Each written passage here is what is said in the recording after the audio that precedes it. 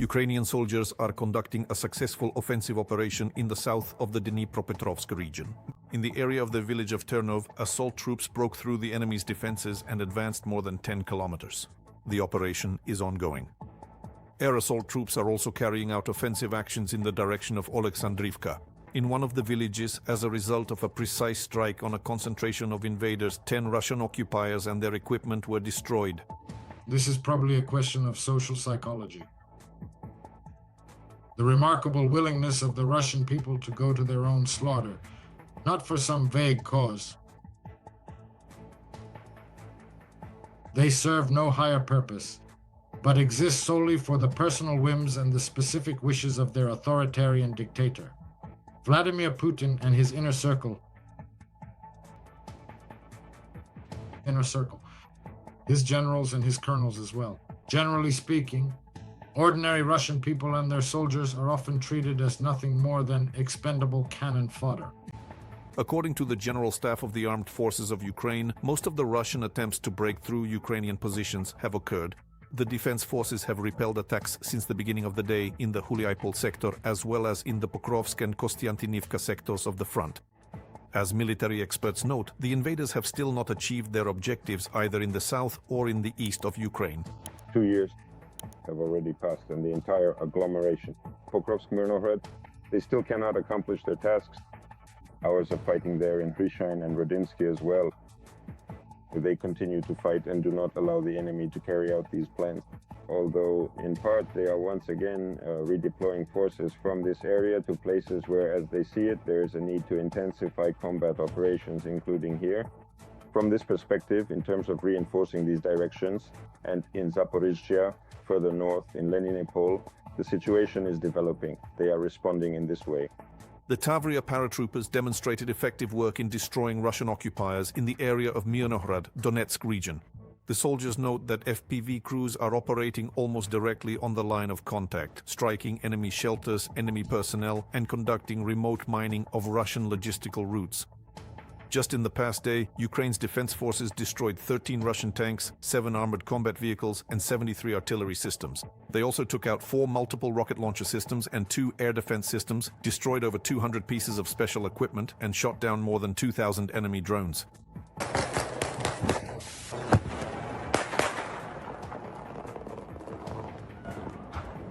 In addition, just yesterday, Ukrainian soldiers eliminated another 950 Russian occupiers along the entire front line. Thus, according to the General Staff of the Armed Forces of Ukraine, the total combat losses of Russian troops since the beginning of the full-scale invasion have reached almost 1,275,000 soldiers. As of Joining our broadcast is Pavlo Lakiachuk, Head of Military Programs at the Center for Global Studies, Strategy 21.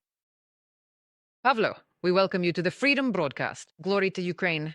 Good evening, glory to the heroes. Pavlo, we are discussing the situation at the front, particularly in the context of the losses suffered by the enemy's army since the beginning of the full-scale invasion. Only at the very start of the full-scale invasion was there some understanding. Everyone judges according to their own perception of the world. But for some reason, it seemed to all of us that there was a psychological threshold. For the enemy, the number of losses at the front, but in reality, it doesn't exist. Putin absolutely doesn't care about the Russian population, about the indigenous peoples, even those that are small in number. But there is still, as we now understand, some kind of physical threshold, if that's the right way to put it. A threshold for Russian losses at the front. In Kenya, people are already protesting against the recruitment of their sons to the front. I think that African countries will gradually start to wake up and realize that their locals are not being invited to Russia to work in supermarkets. And with its own resources, only large-scale mobilization would make it possible, which is very dangerous for Putin. Do you think that Russia is already approaching this point, in the context of losses reaching the point of no return? Well, you see, you mentioned the African country of Kenya, where the local population is protesting against recruitment into the Russian army of these butchers. And in the Russian region of Kalmykia, one of the most downtrodden various regions across Russia, which are known to have some of the most significant and highest percentages. The ratio of those recruited and mobilized into the Russian army to the total population, the people are not protesting. For some reason, it is quite difficult to explain exactly why this is happening in Russia today. Well, I lived in Russia back in the 1980s. I studied in the city of Kaliningrad, and then I served my time in the military out in the Far East. It truly feels as though I have a deep understanding of the Russian people, but unfortunately, I find myself unable to accurately describe or understand the modern Russian people now. This is probably a question of social psychology. The extraordinary willingness of the Russian people to go to their own slaughter, not for some grand purpose or noble cause, not for any kind of higher or noble purpose, but solely for the personal whims and the specific wishes of their authoritarian dictator Vladimir Putin, his own. Whether it's his inner circle, his generals, or his colonels. In general, the Russian people, ordinary Russians and Russian soldiers, are treated as cannon fodder. No one really cares about them, but obviously they shouldn't be indifferent. Shouldn't the relatives and neighbors of those Russian soldiers who are being sent to fight in Russia's war of aggression care? Or is all of this decided by the authorities and the Kalyanins? Well, I don't know. It's a complicated question. Pavel, well, let's really talk about what's happening on the various fronts. Let's note that the situation in the Pokrovsk-Mirnograd agglomeration area remains difficult. There are signs that the Russian occupiers are preparing to intensify their offensive and may use their accumulated reserves. This was reported in particular by the spokesperson for the Vostok-Shapoval military group. According to him, the Russians are increasing the number of airstrikes and are now using other means of firepower more actively. Despite this, the defense forces units continue to hold their positions on the northern outskirts of Pokrovsk and Mirnograd. Commander-in-Chief Syrsky also spoke about the situation in the Donetsk region. In particular, he noted that the armed forces of Ukraine are holding defensive lines in the Donetsk region and in certain directions are conducting active offensive operations. According to your information, what is happening there now? Let's first talk about the Eastern Front, and then in the next few minutes of our conversation, we'll move on closer to the south. Well, you see, we started right away, and everything here is interconnected. Yes, on the one hand. Pokrovsk-Mirnograd direction. The enemy has actually captured it. Pokrovsk-Mirnograd. Local defense will be introduced in certain areas. In Pokrovsk and Mirnograd, as well as the defense of settlements located north of Pokrovsk and Mirnograd. Why are Russians rushing to the north? Because, as an example, that Dobropilsky ledge, already many months ago, the false start of the Russian army, the task is to cover them. The Ukrainian defense forces stationed throughout the agglomeration, like Konstantinovka, Kramatorsk, and Slavyansk, cut them off from the north and south. But Pokrovsk-Mirnograd is such a junction that it strikes at their flanks and rear and allows the Russian command's original plan to be carried out.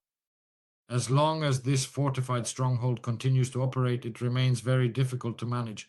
But that is exactly how the current situation is shaping up for us right now.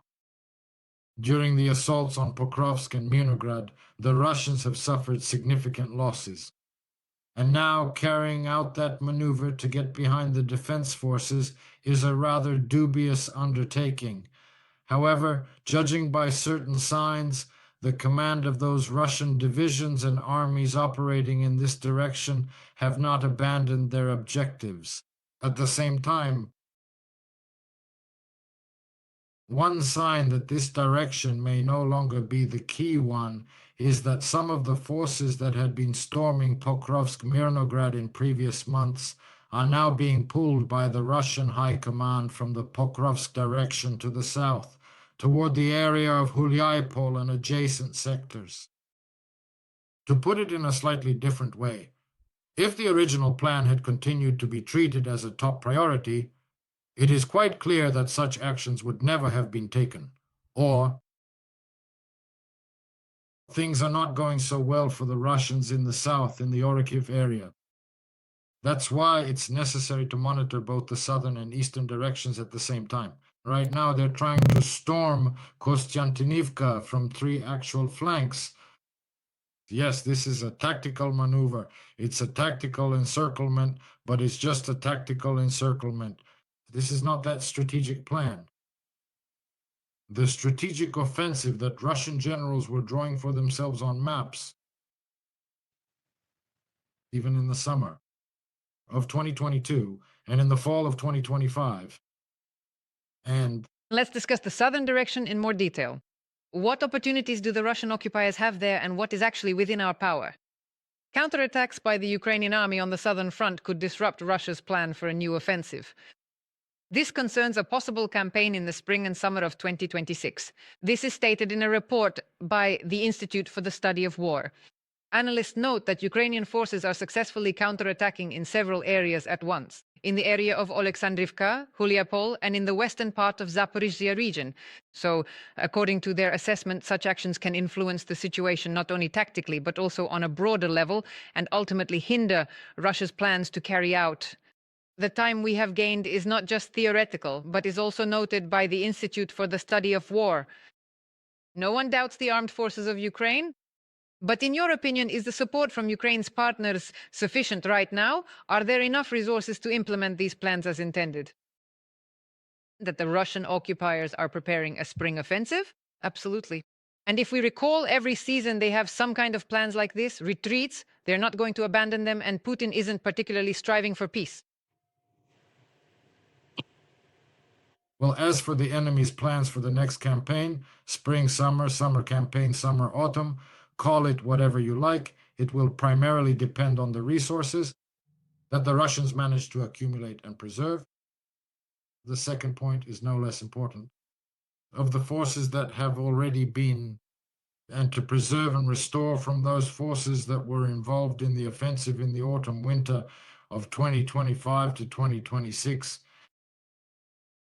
Therefore, initially, it could be assumed that the Russians might conduct an offensive, to plan an offensive along a broad front, taking advantage of their superiority in forces both in the south and in the east simultaneously. Now, the counterattacks by the Ukrainian defense forces in the south do not completely rule out such a possibility for them, but make it significantly less likely. Why? Despite the successful operational strikes by the defense forces to the north of Huliapol, the Russians continue, well, to the north, that is, from the south, from the Donetsk-Zaporizhzhia highway, this entire strip. Currently, the Russian forces are desperately trying to defend their positions to the north, while simultaneously to the south, they continue their persistent offensive operations along our established defensive line, which was carefully engineered a very long time ago and runs continuously from the north all the way to the south. Thus, if they decide to completely abandon their flanking maneuver around the Orikhiv direction, their primary and minimum strategic objective is to systematically destroy or successfully capture this fortified defensive line, which has already become firmly established and stable. This clearly indicates that they are not abandoning their theoretical plans for a major offensive in the Zaporizhzhia direction. Pavel, thank you so much for finding the time to join our live broadcast today. And you know, Pavel, I really want to thank you also for all these 4 years, because today actually marks a full 4 years since we started. Since the moment Freedom TV channel aired its very first broadcast, you have been helping us for all these 4 years to carry the truth about what is happening on various fronts and to speak openly about it to our viewers. To our viewers across the ocean, on the European continent, in Asia, in Central Asia, in the territory of the Russian Federation, in Moscow or St. Petersburg as well. Thank you so much. Pavel Lakichuk, Head of Military Programs at the Center for Global Studies and Strategy 21.